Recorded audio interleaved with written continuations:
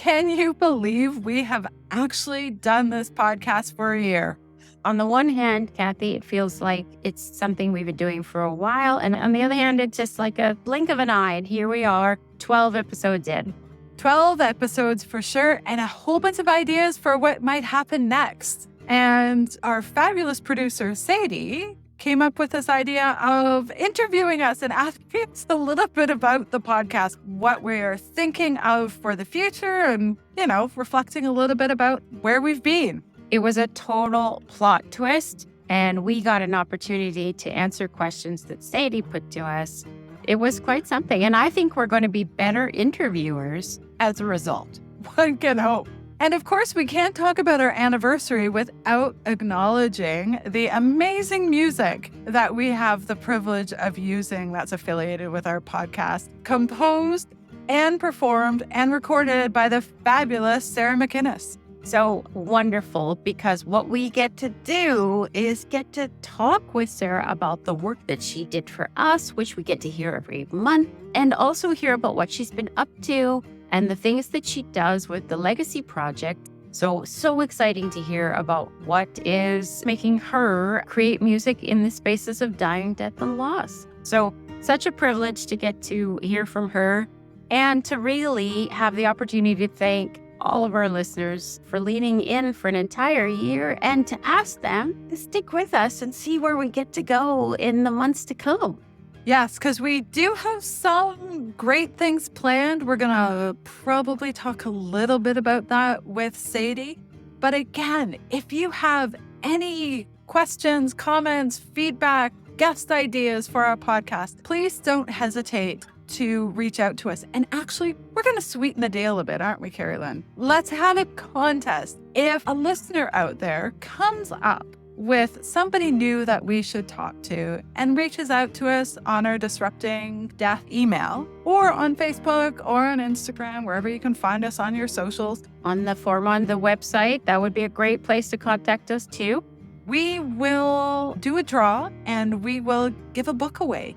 And a book written by one of the people that we've interviewed. So it could be Sandra Martin's A Good Death.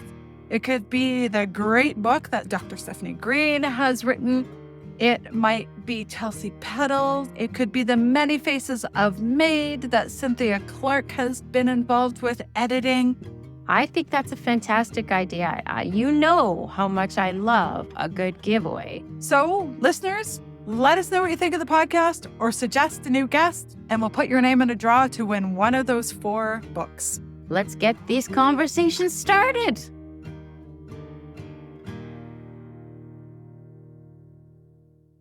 Hello and welcome to Disrupting Death. Perhaps first off, I can ask you to introduce yourself to our listeners, please. Sure. So my name is Sarah McInnis. I live out in Port Williams, Nova Scotia, but I'm originally from Peterborough, Ontario. And I work as a music therapist, an end-of-life doula, and a songwriter. Amazing, Sarah.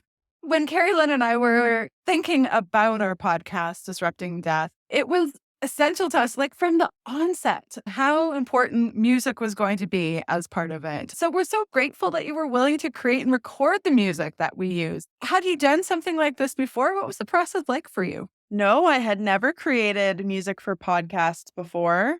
I'm also very particular when I listen to podcasts. I think in my process of creating it, when I was speaking with you, Keri Lynn, and Kathy about what you were looking for, you gave me some key words to go with, like, not too happy, but not sad. And it's kind of fun as a musician to take words and then translate that into something audible. I know that we had talked about a phrase or a sentence or something being used. So I took some time to think about that. And so the words, how did we get here and how your story means everything now, I think is really fitting for this podcast, because I think when we're faced with situations like our loved ones dying or choosing maid, for example, it's almost like, how did we get here? Like, it can be really surreal. And I think that's where the meaning making comes in, which is what I like to focus on in my own musical projects. And so that's where that phrase came from. And it fit together, and you guys liked it. Thank goodness. So we sure did. And one of the things I really appreciate about the music that you created for us was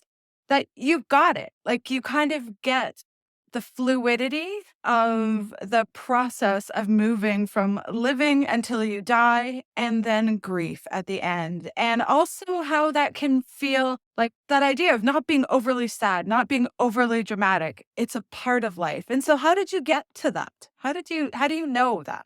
I feel like it's probably a lifetime I've been and will continue to work on understanding that of death isn't necessarily an ending, but it is a transition.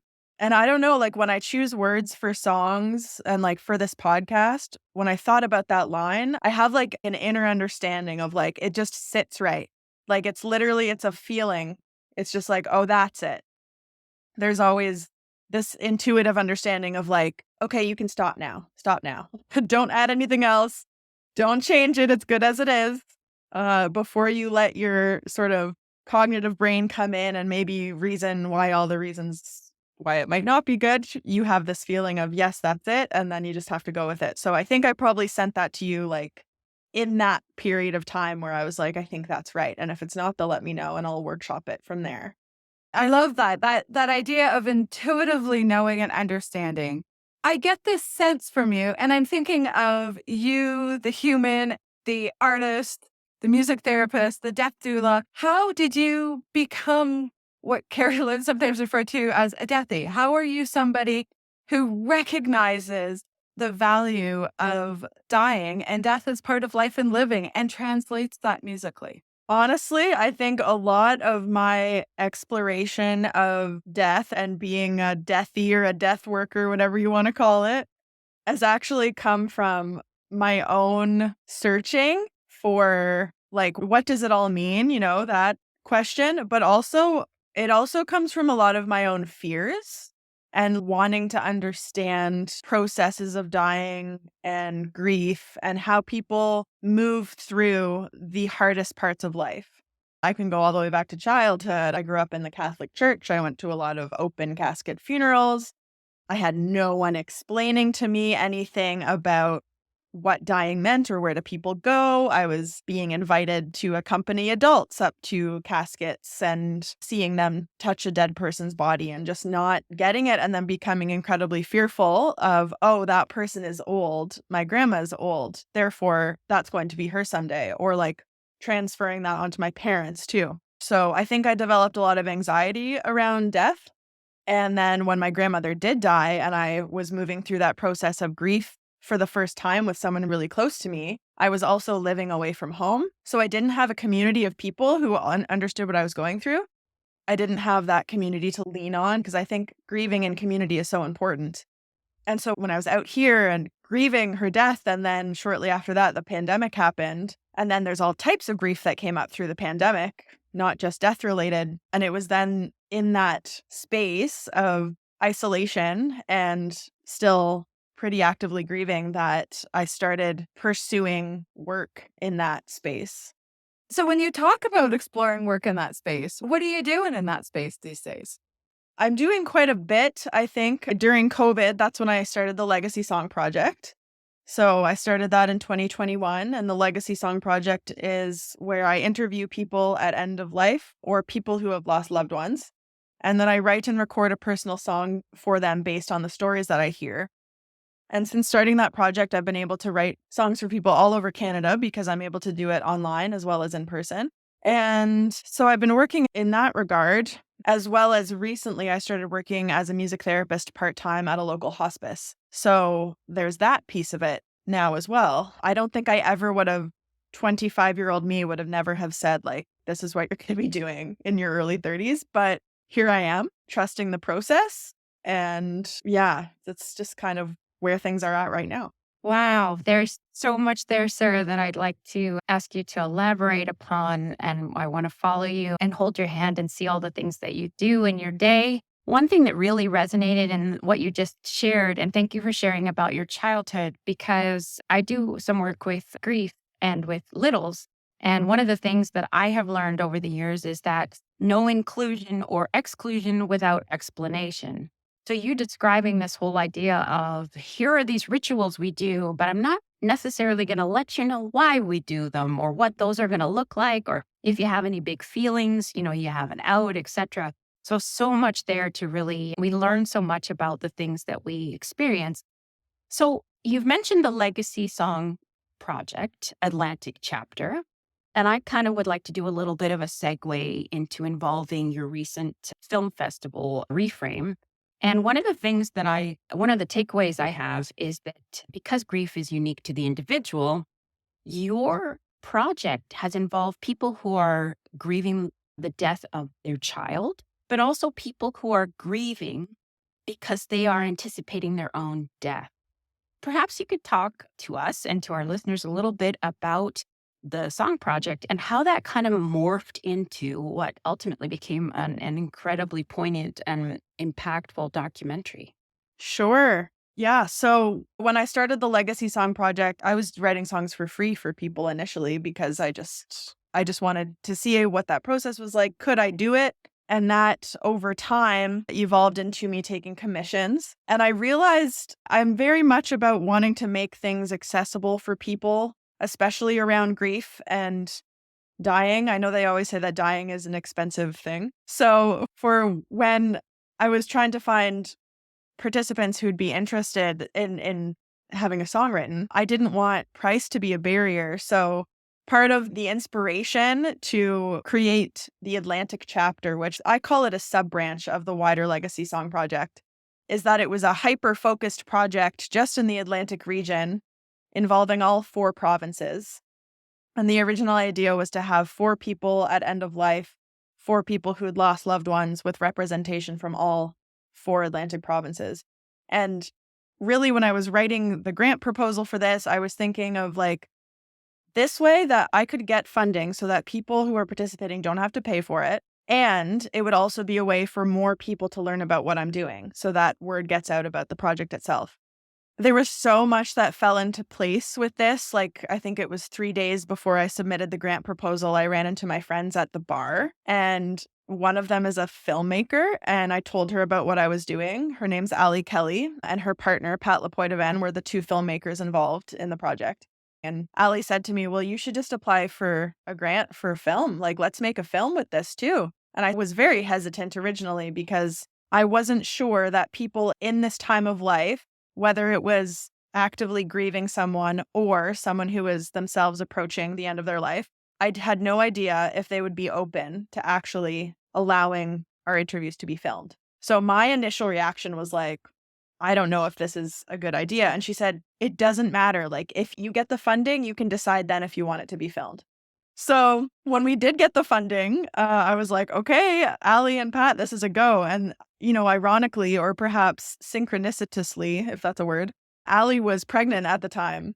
And so at the time that we were starting to do the interviews for this project, Ali had a child. And so it was this really interesting, he kind of grew up alongside this project, which was all about death and grief. And here he was, this little representation of new life, which is really cool. And so we ended up finding these participants mostly through word of mouth and social media. These participants had a great variety of story for us to delve into, and we interviewed them. So each participant that I interviewed, I wrote a song for them based on the stories that they told me.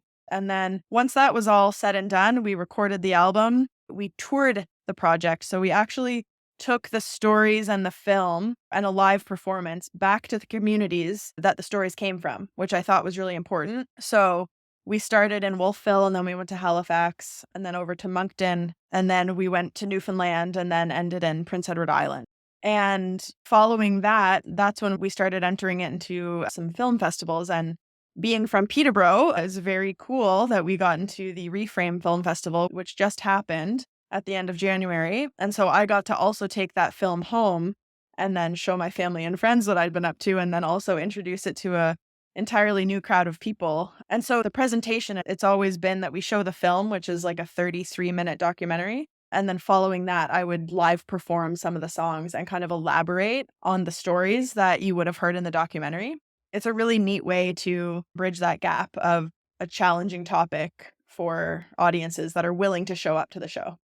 The audience and the participants and you and the musicians who've all shown up to recognize that how people die matters and also the experiences of grief. And I think art, well, I know actually, art, be it music, be it literature, be it artwork of photography, can be a real bridge for that for people. And you articulate that so well. And I'm wondering, what kind of feedback have you heard from people about your film, about the Legacy Project?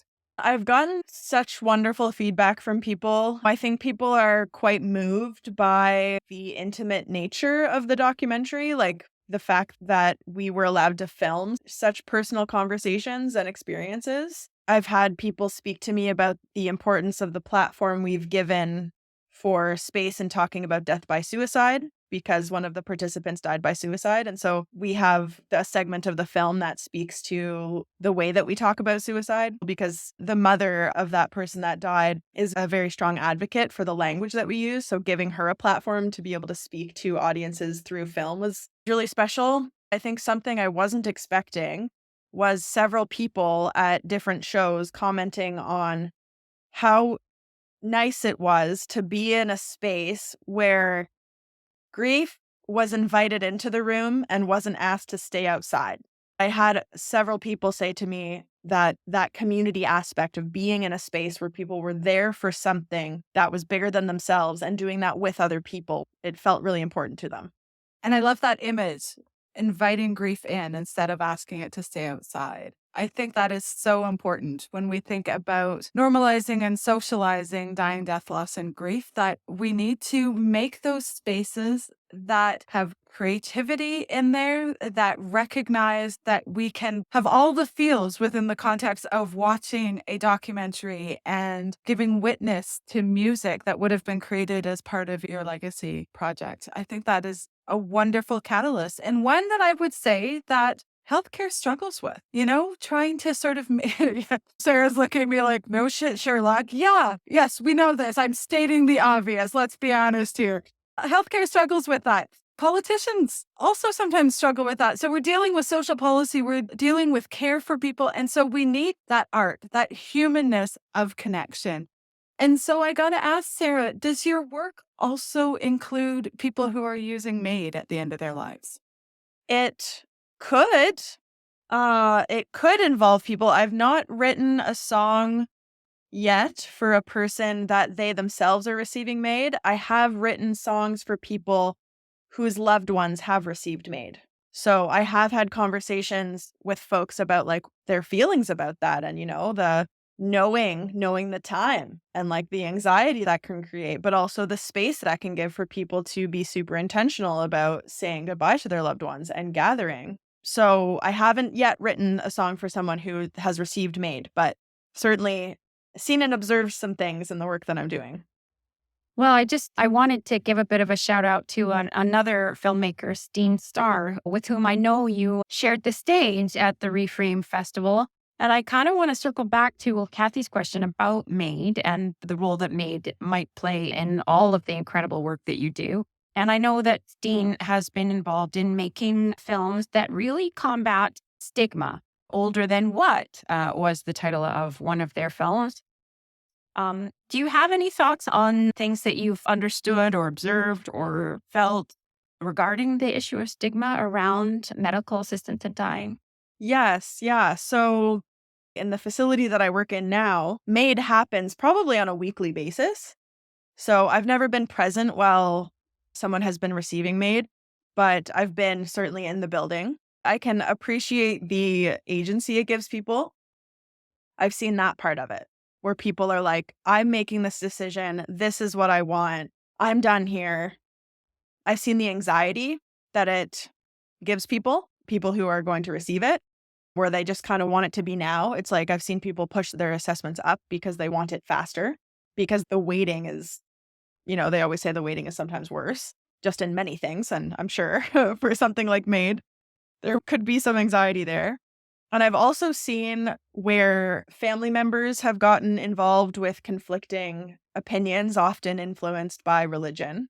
And I've seen people talked out of receiving MAID and then dying probably not the best death because they didn't have that choice, or their family members might have taken that away from them or talked them out of it. So like I've seen a lot in that regard, and that I find personally the most challenging, because I just personally disagree with that so much. And then in the workplace where that's not my role to talk to people about making decisions around MAID.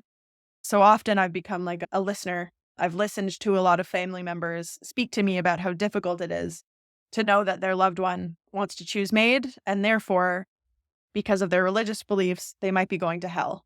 And like, that's really hard to hear when that person is in pain and is trying to choose something for themselves.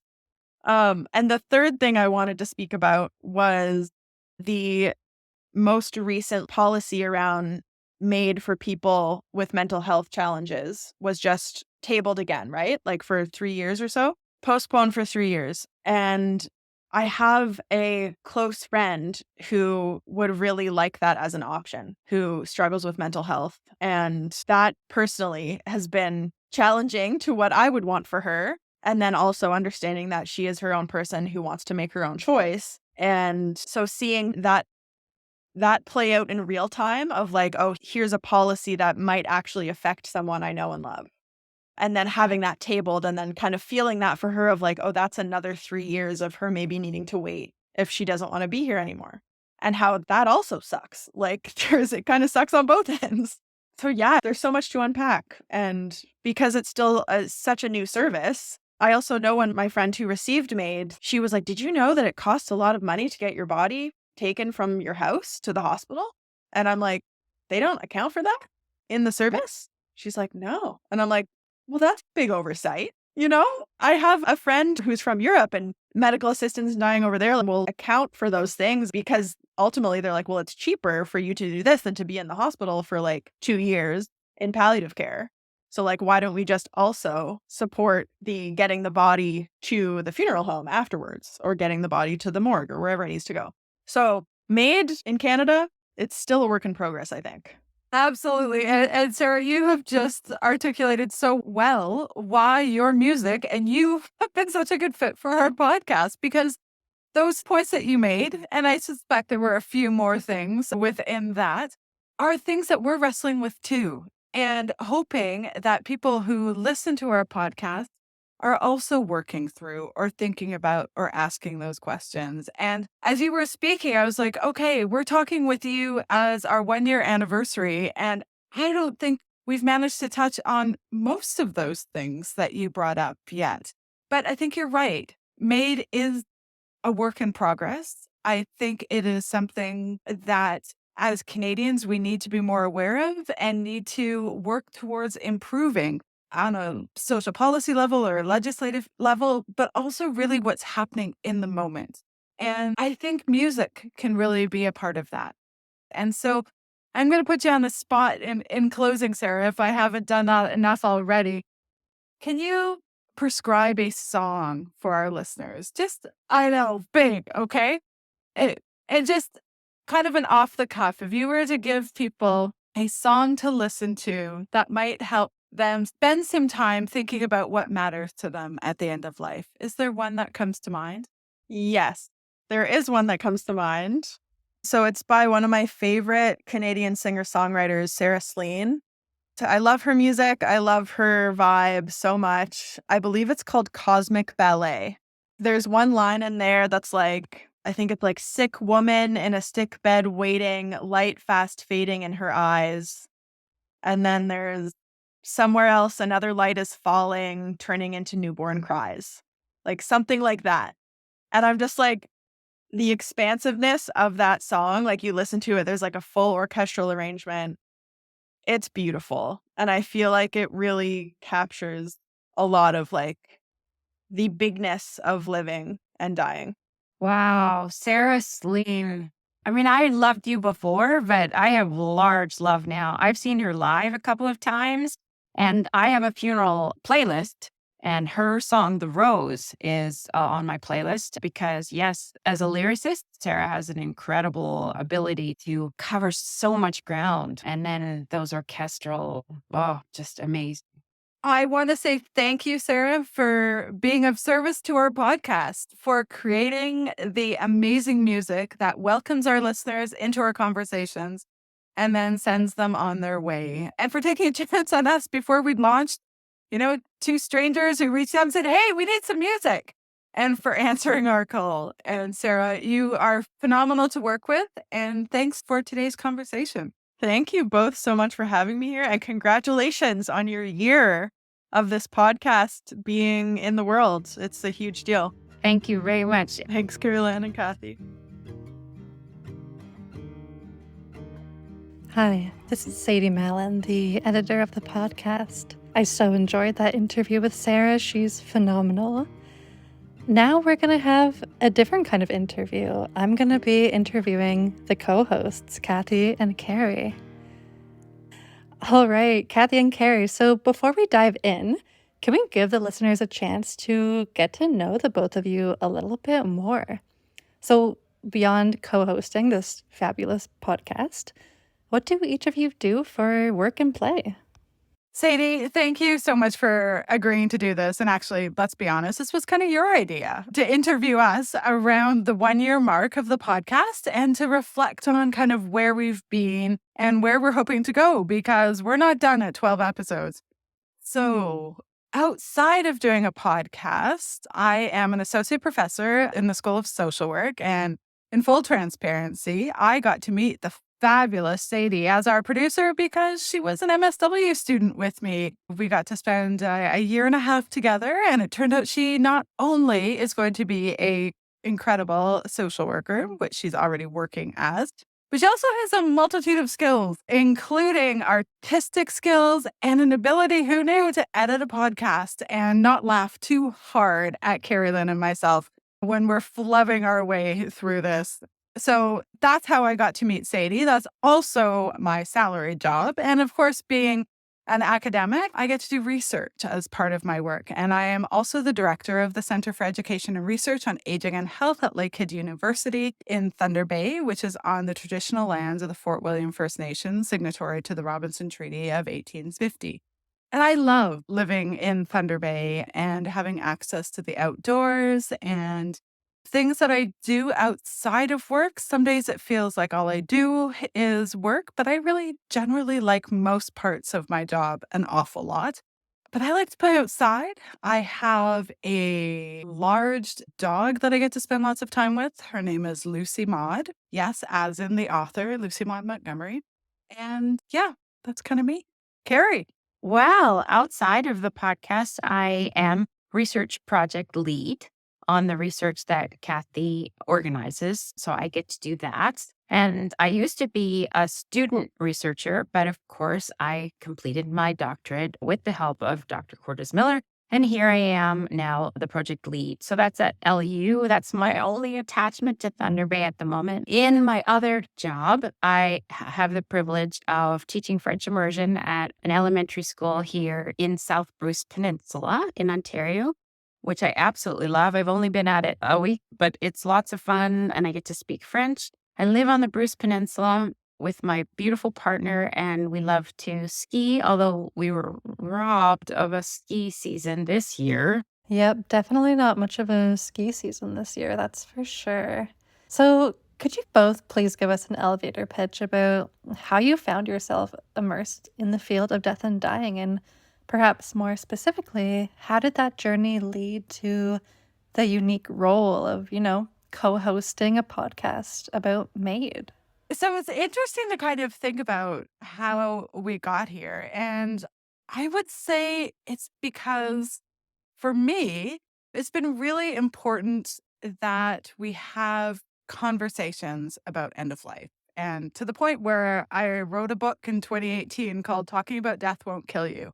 Really wanting to bring conversations about dying, death, loss, and grief out of the closet and to normalize and socialize them. And then this podcast is part of a larger research project, which we started a couple of years ago, but was continuation from a previous one where we learned that just as people are struggling to talk about dying, death, loss, and grief, people were also not talking a whole bunch about medical assistance in dying in a way that might serve people to, again, to normalize the experiences of accessing medical assistance in dying in a way that might help to destigmatize the process. Because when we did our first research project, we heard pretty loud and clear from people that they weren't wanting to be overly open about their person having access made. They were not unprepared, but they weren't, they were grieving the death of someone that they loved. They had gone through a process often of lengthy caregiving, which had been challenging and often rewarding. Their person had died, and then to have to hold space for other people's reaction to the fact that their person had used medical assistance in dying, which at the time was still relatively new, was a lot for people. And so when Keri Lynn and I and our other research team at the time hosted a research symposium, I was at any rate, Keri Lynn, you can let me know if you didn't feel this way.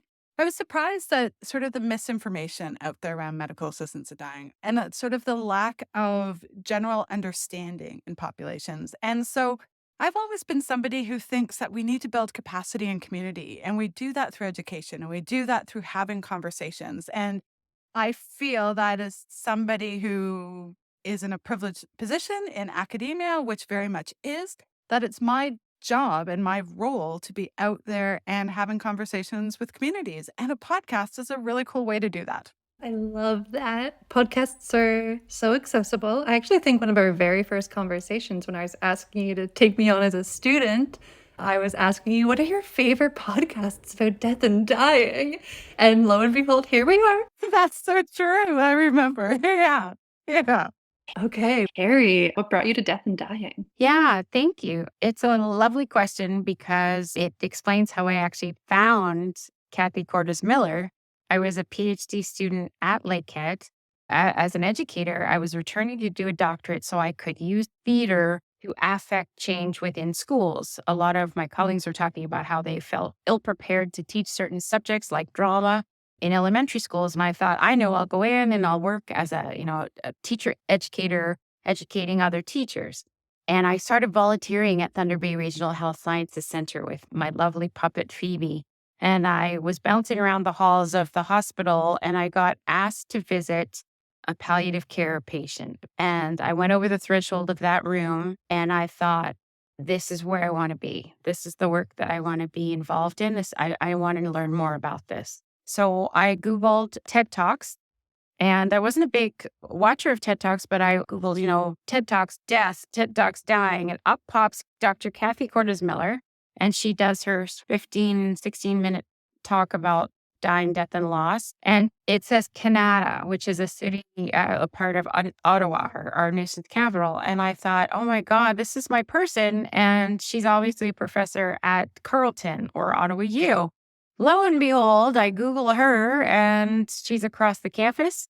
I leg it across the campus and I bang on her door in the School of Social Work. I'm a faculty of education person. And I say, I don't know what this all means, but I watched your TED Talk and I work at the hospital and I have this puppet and I think I want you to be my person. And I don't remember exactly, but Kathy said, I don't really know what you're talking about, but please come in. And then we kind of took it from there. So that I knew that she was my person. I knew that I wanted to dwell in those spaces with the theater background that I had. And I totally agree with what Kathy was saying just now, because as an educator, I'm always thinking about literacy. And the literacy piece right from the get-go was my understanding was that we were dying illiterate as a society. We're death illiterate, we're grief illiterate. And of course, we're made illiterate in a lot of respects. And while MAID won't happen for everybody in Canada, it's an option for every Canadian. So I loved when Kathy said, here's the research that I want to embark upon because people need to have these conversations because these are big life decisions. And I want to understand how people are doing in these spaces. And so here I am alongside and enjoying every minute of the ride. Beautiful. Okay, so this next question, I was thinking about how the two of you have been so embedded, in the world of death and dying for so long. But I'm curious how hosting Disrupting Death has potentially influenced or changed your personal perspective on MAID and the broader conversations surrounding end of life care. Ooh, another good question, Sadie.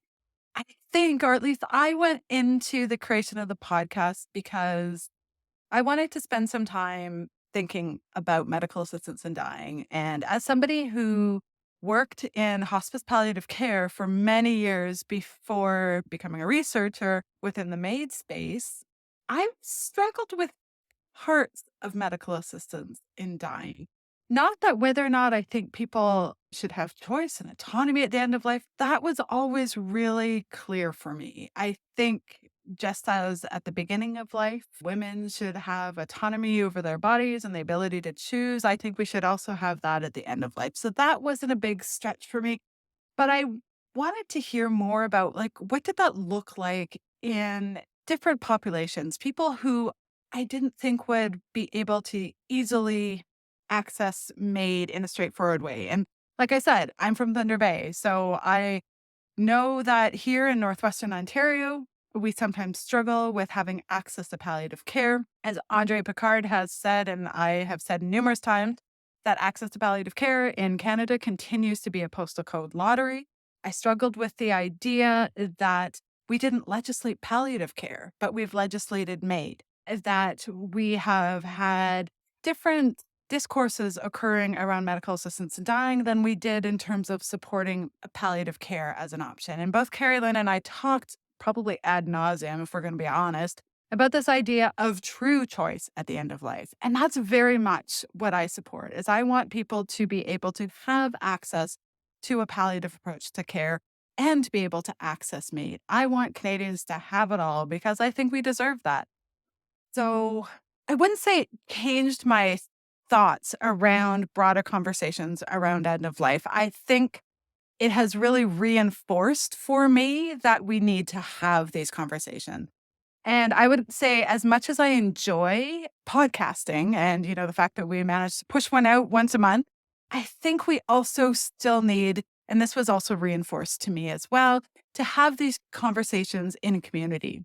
And so, in conjunction recently with Hospice Northwest, our center, the Center for Education and Research on Aging and Health, hosted a panel for the people of Thunder Bay where people could come out and hear a story of somebody who'd accompanied someone who used MAID at the end of life, hear from a MAID coordinator, and also hear from a physician who is a MAID provider. And I figured we'd probably get, 30, 50 people. We were well over 100. And literally the conversation went for over 2 hours and people wanted more. And so we need to, and I'd say this has been reinforced for me since having the podcast, that we need to think about making sure we have a variety of different opportunities for people to get information.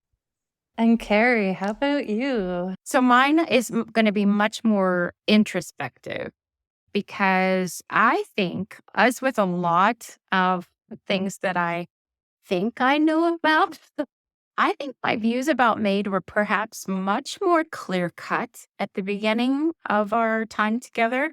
Whereas the more we peel away the layers of the onion that is medical assistance in dying, the more opportunity I have with Kathy to ask questions of our guests and really think about what they're contributing to the national conversation and kind of apply those things to my own thinking. The more I really start to look at my own thoughts, I really feel like what the podcast is doing for me is making me, along the lines of what Kathy said, that issue of true choice, what it's making me is really hone in on where I feel I sit on a lot of things in terms of the legislation itself. And so what it's asked me to do is move out of that kind of easy fit of saying, yes, I, full stop, I am supportive of the legislation. What it's been able to do for me in terms of the podcast itself is being able to look at and say, well, hang on a minute. I feel this way about this, and I want to know more about that before I kind of land on something finite in terms of my take on it. I completely uphold what Kathy has said about the issue of true choice and informed choice. And that being said, I'm taking a piece of our own advice and having a look at things and saying, yeah, how do I feel about it? Or what does that mean? And now that legislation has been, kicked into the future to 2027, will that give us space now to really pick apart the nuances of this evolving legislation? So I'm grateful for the space to do that because it's allowed me to just be much more present with how I feel about things rather than kind of I've made my line in the sand and this is where I stand. I love those answers. And I have to say, one of my favorite things about our podcast is how nuanced it is, how we aren't pushing any one agenda. We're here to listen. And I think the more you listen, the more you realize that everything is many shades of gray. There's no white, there's no black. It's also complex. And Carrie Lynn, like you said, kind of the more you peel back this onion, you think you're gonna get an answer, and it sometimes just gets more complicated. I know I myself, my personal journey with, thinking about MAID and researching MAID, and I feel like I've swung from one direction to the other direction, and now I'm firmly in the middle, and I'm just here to listen. And yeah, it's been an interesting journey. I think it should be an interesting journey. And I think if we are doing our job well, that we are going along that journey with listeners because we're constantly learning. And people will always say, well, do you think you're going to have MAID at the end of your life? Asking it. And I'm somebody who's, as I've disclosed numerous times in this podcast, I've had cancer. I live, with a chronic illness. And so it is something that I think about all the time. And I can say I honestly don't know at this point. But do I want it as an available option for me? Absolutely. That I do know. So who knows? And so we can journey along. And I love the idea that medical assistance in dying provides us with options. And at the time of death, people are asked, do you consent to this at this point? And we have heard from participants in our research study who've said that they've pressed pause or come back to it later or changed the date because they wanted to wait for people to arrive, all those kind of things, because they have options at the end of life. And I think one of the things the three of us can all agree on is that we want people to have options and opportunity and to also have done the work of having the conversations to know what's going to be available to them and how to access. So, as we're having these discussions, they're not always the most comfortable discussions. Was there an interview or moment that challenged you this past year or just pushed you out of your comfort zone? I see Kathy's a little head nod. For sure. I would say most of the interviews have pushed me out of my comfort zone. How about you, Keri? I know two stand out in particular for me. Our interview with Rose Finley and thinking about the role that medical assistants in dying would play in a society where people don't have access to basic supports. So absolutely. I think I really, as a left of center, we take care of our people, common good, community support orientated person. I think it was uncomfortable to realize that in my privileged space of being a person with a body that does not require specific supports, that I really don't know what I don't know. And so that was a good reminder that I need to get out of my own experience a lot more. I love that. And I think it's that listening piece. And if you were to change your question, Sadie, and ask who did we need to listen to more from, I would say we need to hear more from people who are living with disabilities. I think that is a whole area, and that is a challenging conversation for me as well. I think hearing Rose talk about her children and some of the struggles and that idea, that piece that really hits hard with me is around the parenting piece. So hearing Rose's struggle in terms of wanting the best for her boys, and then it also connects to me thinking about the episode that we did with Cynthia Clark, who talked about her husband dying and the experiences that their family had with MAID and the work, I'm going to call it work, but the amazing parenting that she did in terms of keeping conversations open with her children and trying to normalize and socialize that. not only for her own family, but the other young people who were associated. And that idea of, letting her friends know, I'm paraphrasing, and Cynthia does this so well. She says, if you want your kids to see somebody who's died, come check out my husband because he looks pretty good for a dead guy. And to me, that was such an important conversation to have, but a really difficult one as well. And knowing also, too, how that might be heard from some people, because there have been a couple of instances where talking to children around medical assistance in dying has been seen in a really negative light. And Cynthia's conversation and efforts to take care of her children, herself, and her husband during that time were so heartfelt that I wanted to make sure that that was done in a great way. And it turned out, of course, I didn't need to worry because Cynthia knew exactly what she was doing and how to have that conversation. And I know I heard from many people how important that conversation was for them to hear. Yeah, and I'll just say for our listeners, we have the stats on our end, and Cynthia's episode was the most popular. And that's the thing about quantitative stats, which is what we're getting, from our podcasting platform. I wish I knew why, like why that episode was the most far reaching. And it makes me question, are people really needing more resources for talking with children about end of life? I think so. And that's why it also connects well with Chelsea Petal's book, Pancakes with Nana, that we had the chance to hear from her about as well, which has now been published, I'm excited to say. So if people are looking for resources, Chelsea Petal's book is geared towards having the conversation with children about MAID. We've had a lot of fantastic guests on the podcast over the past year. However, despite our best efforts to bring diversity to our lineup, the majority of our guests have been white women specifically. Can you both talk a little bit about why you might think this is?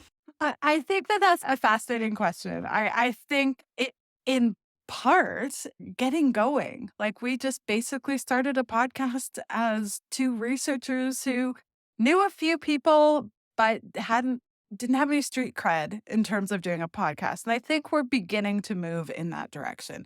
And so initially, we asked a couple of people who we felt would say yes. I think white women, in part because it is women who are doing most of the caregiving still at the end of life. Let's be honest around that. I think women do the majority of the heavy lifting around death work, if we're going to say around that. And I think we, as women, have had those conversations potentially a little bit more open, potentially. I also struggle with finding diversity in the research that I do, to be honest. And with our first study, I could lean back and say, okay, well, the characteristics of the people who are participating in our research, it actually looks pretty much like the people who are accessing MAID. For a while, we know that the person who was accessing MAID tended to be around a 74-year-old white male who was from a high socioeconomic background, well educated, and generally had cancer. So we were interviewing often the spouses of that white male who used MAID at the end of their life. And so that was kind of a bit of a starting off point for us in terms of what we were used to. And I think we need to have some more street cred in the podcast world to be able to find some more diversity. And we're very open to that. We finally had a solo male guest, Dr.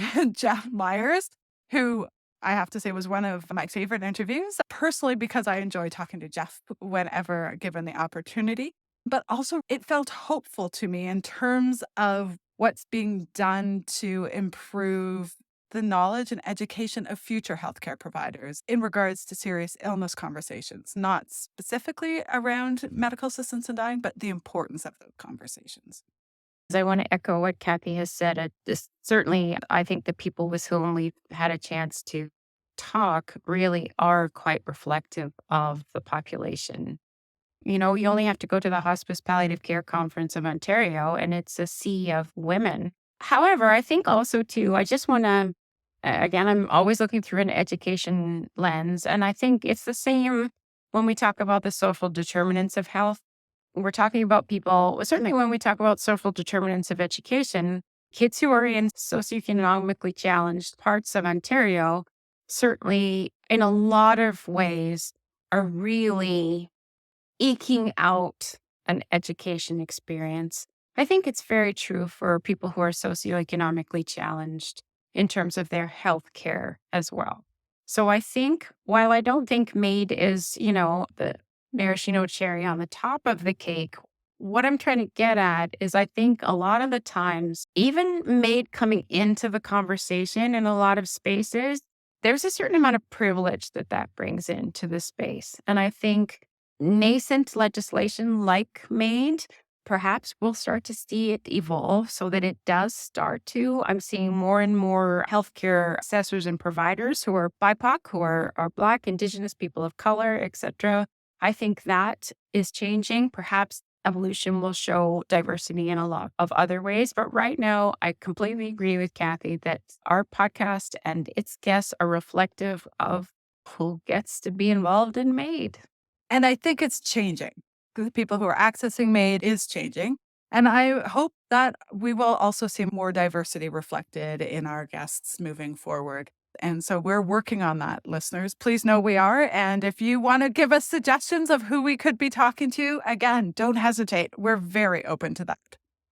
I intentionally put that question in there so that we can clarify why our lineup has looked the way it has. So thank you for clarifying that for our listeners. Because I think one of the very first conversations we had was how we want this podcast to be diverse. Yeah. Well, this has been a truly enlightening conversation for me, and I hope our listeners have enjoyed it as well, getting to know the two of you a little bit more and hearing us reflect on the past year of the podcast. So, Kathy, Keri, how about I let the two of you lead us out with an outro and I'll get to editing. All right. That's Sadie. She puts together a mean podcast. We are very lucky to have her, but she asks some tricky questions. They were. And what I love about it too, again, looking through an educator lens, talking about the work that we do and how we do it, and then going and doing it, hopefully will make us better and more aware of what we get to do every month. So fantastic. And so thanks, listeners. Can't believe it's been 12 episodes. Carolyn, I'm looking forward to next year, and we will keep those conversations going. When did we get here and how? Your stories mean everything now.